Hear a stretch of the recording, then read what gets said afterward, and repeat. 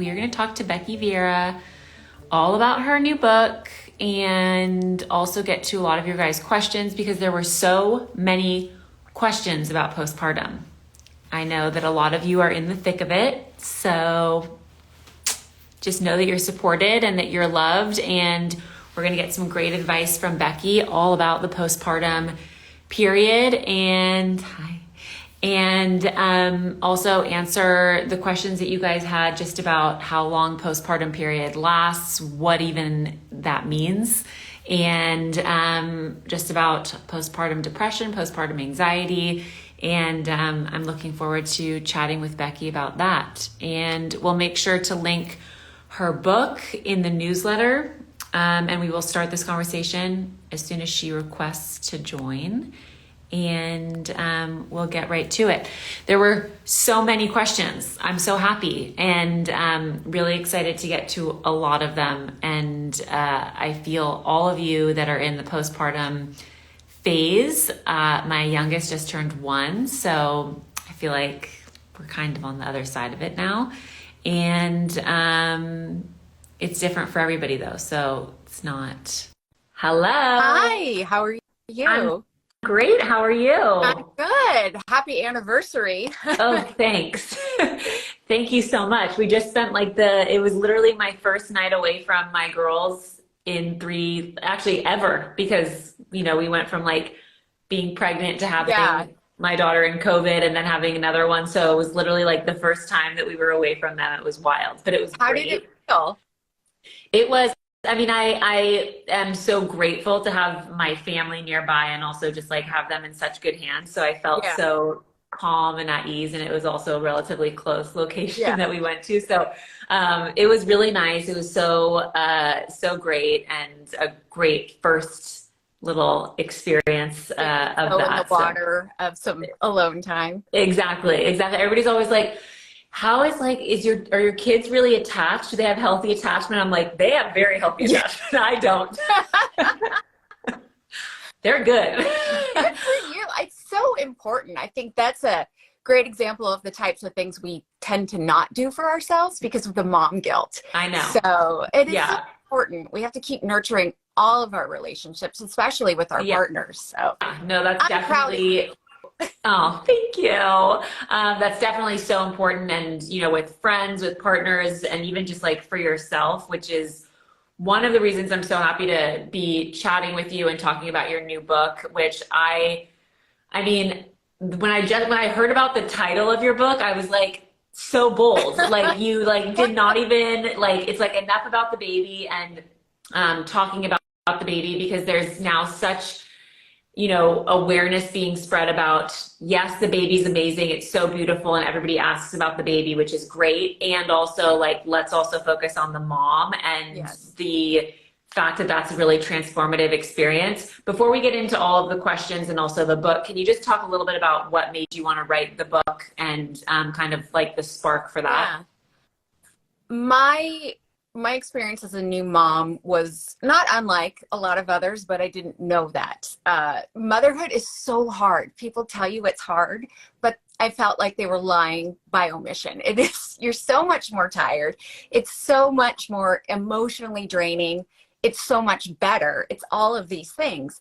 But what comes with that are a lot of different experiences that people weren't talking about. Mm-hmm. And I went through a lot of that first year thinking I was the only one struggling with mental health, or I was the only one who was struggling with my husband, with our relationship or other friendships. And I slowly realized that it wasn't just me, that these are things we all go through. There's a lot of universal truths about the first year of motherhood that we just don't talk openly enough. And I began sharing that through social media and was able to connect with so many moms. And I just decided that I had all these great nuggets of information and conversations with moms and their stories. And I thought it was time to put it all together kind of chronologically through that first year in a book, because, ultimately I don't want anyone to have the same struggles I did. And this book is kind of my love letter to moms and to new moms, and hopefully a gift that they can enjoy it maybe a little bit more than I did.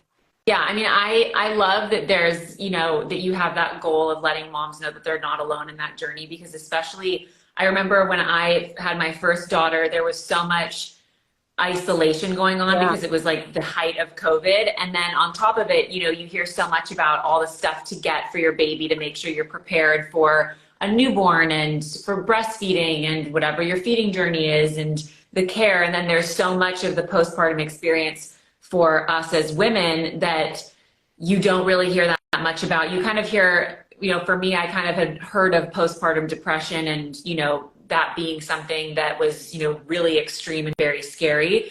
And then, you go to your 6-week post-op appointment and you're just, or post labor appointment, and you're kind of like, okay, if I don't have any of those symptoms, I'm kind of good and like, supposed to be back to normal. But there is so much more to that we don't talk about. And, you're doing such an amazing job at shining a light on that, and also allowing people to feel like, okay, this is normal. This is okay. If you have to look at everything that you experience postpartum and also all of the conversations you've had with women at different phases of their, postpartum experience and just journey in motherhood, would you say that there's one big takeaway that you have of what helps women? Obviously it's so different for everybody, but is it like a village? Is it books? Is it research? Is it conversation? Like, what is the biggest way to support moms in the first year of motherhood? I think it's a community, and whether that's your mom or your friends, sisters, cousins, it's anyone who's been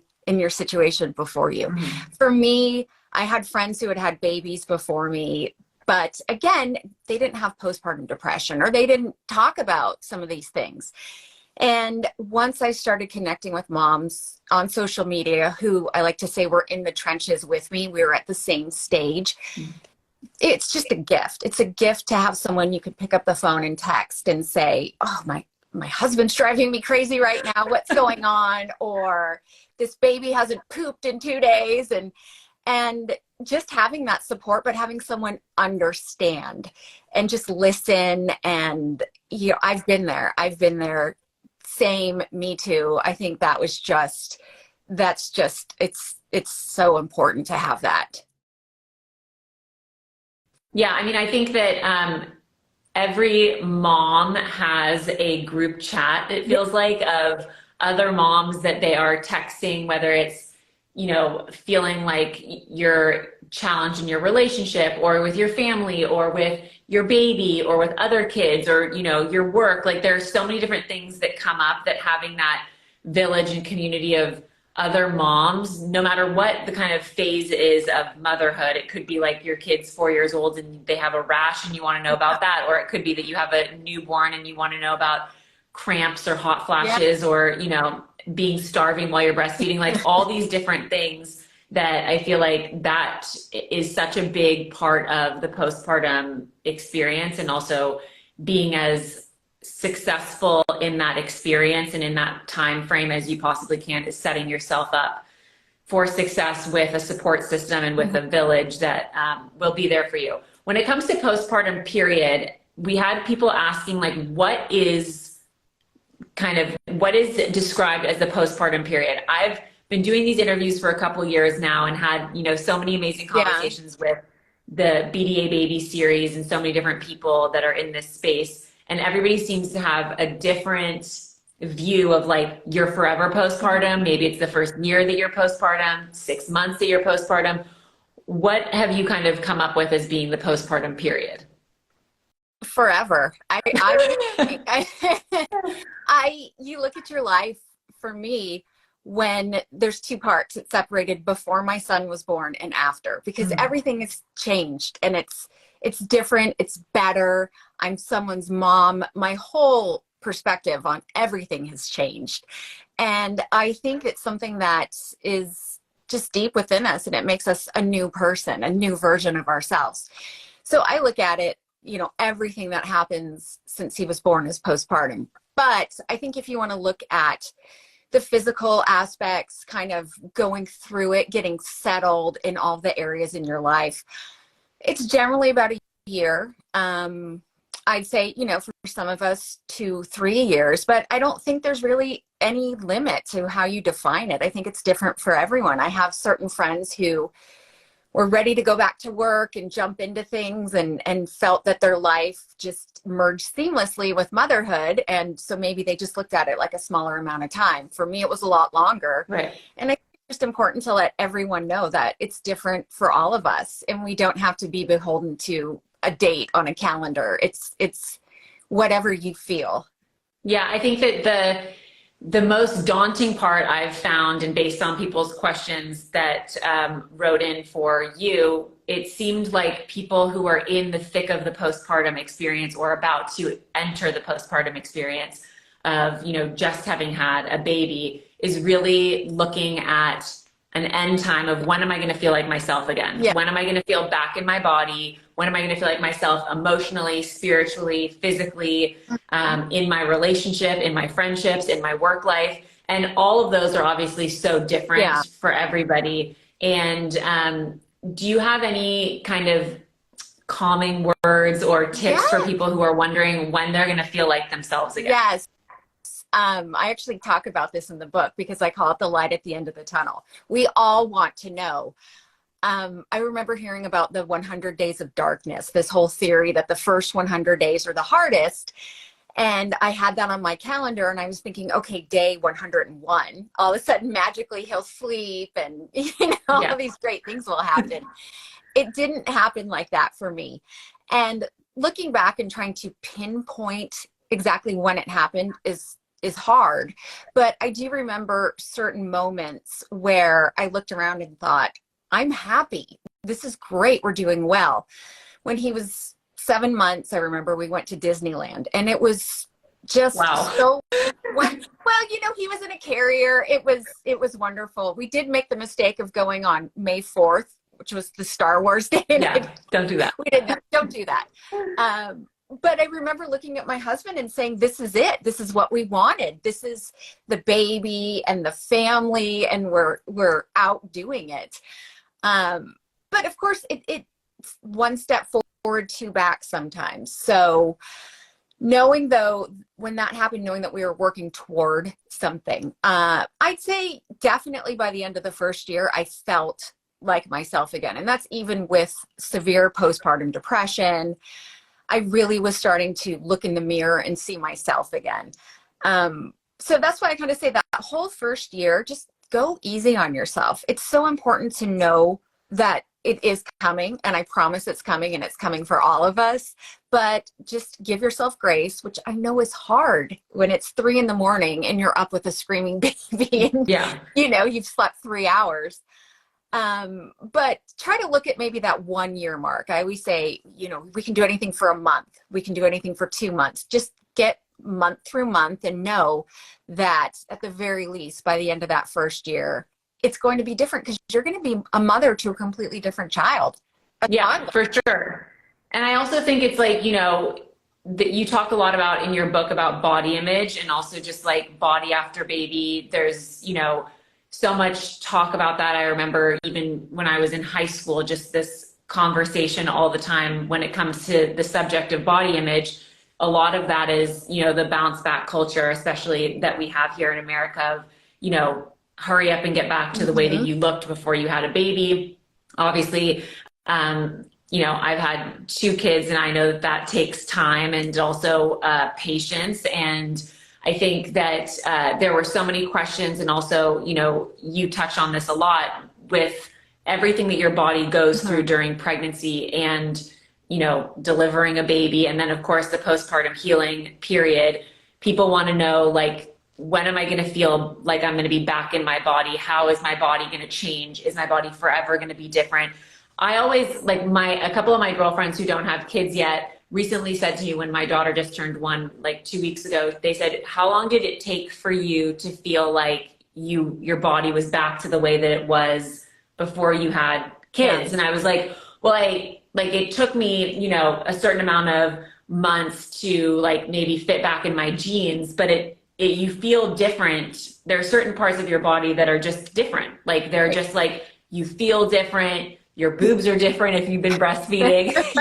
Like your hair is different if you had postpartum hair loss. Like I have little tiny bangs I didn't have before. Like there are certain parts of your life and your body that you have to like shift perspective of like, oh my gosh, I'm so grateful. Like, yes, my boobs look different. And also like I'm so grateful that I was able to feed my kids for as long as I was able to. So it's also shifting perspective. But for people who are, maybe struggling with that or are about to experience that or in the thick of it, what has your kind of experience and also just research in the space of body after baby taught you? Right. So many of the things that you said were kind of what I went through. And again, this goes to magazines, right? We see reality TV stars in a bikini with a 1 week old. Yeah. And it's this bounce back culture. And it's a standard that society holds us to, that we hold ourselves to, because we're hearing so many outside voices just saying, well, this is what you do. You go back to this pre-baby body. And that's just not the case. Someone said something once that I thought was so helpful. What took 9 months for your body to do is going to take a lot of time to undo. Mm-hmm. So all of those changes, some of them, yes, do become permanent. Just even little things. I got a little bit of weird wavy hair only in the back. Or, you talk about the hair loss and, the postpartum bangs. Yeah. They're real. The wispy bangs. And, I think I just expected it to be so much sooner. I knew that I would leave the hospital still looking pregnant, but I didn't think I would look that as pregnant as I did. I remember a few weeks after my son was born and we were going to go for a walk and I couldn't find anything that fit. And I had to resort to putting on maternity jeans. And I just had this battle with myself. I was so upset with myself because I wasn't out of these maternity jeans yet. And I thought I should be. And it's not true. Everyone is different. I will say, yes, there are certain women who leave the hospital and look like they were never pregnant because that's what their bodies are meant to do. No shame to them. Our bodies are doing what they're supposed to. They're doing, we need to kind of trust that. But it can take it, it really depends on the person. Again, with my postpartum depression, as it really kicked into gear, ended up losing weight incredibly fast. I went down to a weight that was below my pre-pregnancy. It wasn't healthy. But so many people were saying, oh, you look amazing. What's your secret? Good for you. And that's just as hard also. Don't comment on a woman's body ever, I think. You can say maybe you look healthy or you look happy, but I don't want to hear what someone thinks about the size of my waist or, my breasts, or we have so much inner dialogue with ourselves. And a lot of that is harmful. And we just don't need anything else. But like kind of feeling like me again. It feels like it's one of those other things you feel like it's never going to happen. And then all of a sudden one day you wake up and think, oh, these pains in my knees from the weight I was carrying are gone, or my feet aren't swollen anymore. And it's kind of little by little. And then it's something that just all of a sudden one day you look around and you think, I feel better. For me physically, it was, I would say probably like about 6 months until I felt like I had like more of a sure footing. But things like my breasts have changed, and they'll be changed. They're pancakes. There's no other way to say it. They fed my son, and it's wonderful, but they hang very low. So no, there are definitely, everybody always tells you that, like, there are so many beautiful parts of, pregnancy, of course, and also, welcoming a child into your life and the blessing that is that you're able to do that. And also, like, you can still have moments where you look in the mirror and you're like, what are those? Yeah. Like, what are we dealing with here? For people, I noticed that a lot of people wrote in saying that they were just in the thick of struggling with postpartum depression, postpartum anxiety, and also struggling in their relationships, their marriages, their connections with their significant others, and just looking for help in that space. What can you offer as far as help or guidance, or just maybe even just like words of wisdom for people who feel like they're really struggling in those spaces? Yes. Postpartum depression, the whole maternal mental health comes in so many different forms after your baby is born. There's the baby blues, which we hear about a lot. Mm-hmm. And I always say that's 2 and 2. So that's something that begins about 2 days after your baby is born and will last for 2 weeks. And it's just kind of this feeling of sadness, emotions, and remember your hormones are falling off cliffs, doing backflips, doing all of these insane things. Postpartum depression is going to be something that continues beyond that. And what's tough is I think we all have these different ideas of what depression looks like. Maybe it's this person who can't get out of bed and is wandering around in a robe, or just this very sad figure.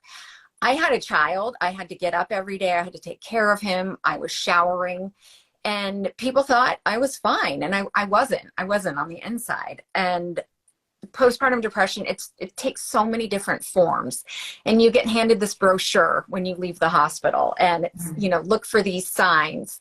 I didn't see myself in a lot of those signs. So I thought, well, I don't have it, but we do. And a lot of us do, and we don't know what it is. And maybe no one around us had it or can't explain it. So I love to tell moms, if you think something feels off, trust your gut. You know your body, you know yourself, you know your point of normal. If you are feeling sad, just can't find joy in anything, about 2 weeks after your baby is born still, call your doctor, call resources. There's a wonderful group called Postpartum Support International, and that's where I actually found my help and where I got started. It's just, you never know. And the worst thing that could happen, I think, is you go and see a doctor, you talk to someone, and you find out, well, maybe it's not, it's something else, but there's no harm in trying. And, as you mentioned, that 6-week checkup, we don't see our doctors here in the United States for 6 weeks after our baby is born. And that's really hard. There's a lot of things that happen. Also, postpartum depression can start after 6 weeks. So it's really something we need to be aware of. It's something our partners need to know about beforehand so that they can look for these signs. I just recommend for anyone who is a new mom, is pregnant, is do some research on it and see what you can find out. The symptoms range all over the place. But the more you know about it, the more you know what to look for in yourself and other people. And just once things start feeling not as they should, not as normal, that's a sure sign to go and talk to someone. When it comes to your experience with postpartum depression, you talk about it in your book, you talk about it in other spaces. Is there something that now that you have space from it that you would look back at and say, this would have been more helpful for me, this would have, flagging this would have been better? Or if someone had said to me like, hey, are you struggling? Is there anything that you would say? Because I think also, a huge part of it is people saying like, what's the right thing to say? If you have a friend, if you have a partner, if you have a sibling or somebody in your family that that might be struggling with postpartum depression, like what would be helpful in your experience if someone had said something to you that maybe would have eased your mind or bettered your experience postpartum? A lot of what I heard was, you're fine. I had these doctors of just, everyone in my life thought that they had some sort of solution. So I heard, you need to get sunshine. You just need to be outside more. Things like this. I mean, someone even once told my husband that I wasn't prepared for how hard motherhood was going to be. And maybe it was, I didn't like that the attention wasn't on me anymore after my pregnancy, which is so kind. Horrible.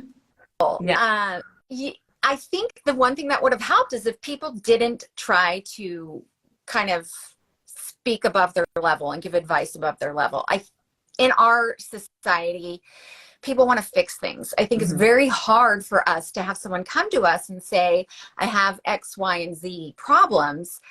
We want to help. We want to do something. And in that, a lot of times it's trying to create a reason and give a solution. And I think sometimes what we need to do is step back and realize, especially in something as delicate as mental health, there's nothing wrong with saying, I think that maybe you should talk to your doctor, or this is not something I experienced. I think you should talk to someone. Can I help you? One of my friends looked up doctors for me, just things like that. She said, I don't know what I could do for you, but I've done this. It's just accepting that, knowing your limitations, letting them know that you're there for them and that you will do anything. So much of it, I think you're also paralyzed. For me, it was just, I couldn't even seem to pick up the phone and make a doctor's appointment. There's so many strange things as this depression kind of starts to settle in over you. It's like moving slowly through molasses. Everything is so hard. And the support of the people around us can make such a difference. Yeah. So there's also this, and I feel like I definitely felt this kind of, I can do it myself mentality, especially the first time around, at least in my experience. It was kind of like, oh, you hear people doing this all the time and they don't ask for help. So like, why am I going to be asking for help with anything? Like it's, I think that there's that. And also just being aware of the fact that like, it's okay to ask for help, because motherhood, no matter if you have 1 kid or 5 kids, there are times and will be times where you need to tap people in your life to help you. If it's with a sick child, if it's with, you not feeling well, if it's, with work, with different things going on in life, like being okay and comfortable, getting to a place where you feel okay and comfortable, asking for help, or, just calling on certain people to show up in different ways is also something to get comfortable with, that I don't feel like we, really commend people enough for doing in our society. It's kind of like you're more heroic if you do it without asking for help. Exactly. We always say moms are superheroes. Yeah. Moms are great. Moms can multitask. We can do all these wonderful things. We hear these great tales. They make Mother's Day cards of moms with capes and things like that. Are they really, are they saying that just because they want to compliment us? Yes. But sometimes I look at it, is it a way to just have an excuse not to help us? I think society a lot of times says, oh, mom, you're so great. Clap, clap. You're so wonderful. What I would like to hear instead of that, I mean, of course, the validation is helpful, especially in new motherhood when you're doubting yourself. But instead of giving me a mug that says Superman, why don't you say, I'm going to come over and fold laundry, or I'm going to come over and watch your baby so that you can take a shower or, have a nap. And we've just been conditioned. There's all this mom shame and mom guilt, and it's so awful. And a lot of us feel that if we ask for help, it's because we can't do it ourselves. And that there's something wrong with us. Again, that whole thing, everyone else can do this, why can't I? If I ask for help, it's because I'm weak or I'm not as good of a mom. And that's a big thing we have to change. And that's something that I don't think those are around us are going to step up. I mean, obviously our close family, I'm talking more about society in general. Right. I don't think anyone's going to step forward and say, oh, gee, you're right. I was just sitting here thinking how moms are so overworked and undersupported. That's why this whole revolution in motherhood, with everyone talking about these things, is so wonderful, because it's empowering all of us to say, no one's going to do it for us. We have to do it for ourselves. Yeah. And I encourage moms, I like to tell them, selfish isn't always a bad word. And this ties into, like you said, the title, Enough About the Baby. The baby's going to be fine. The baby has, a father, grandparents, friends, families. The baby is going to be okay. You don't have to sit there and watch your baby breathe at every second. You can do things for yourself. You can go away for a night. You can shower. You can go to the gym.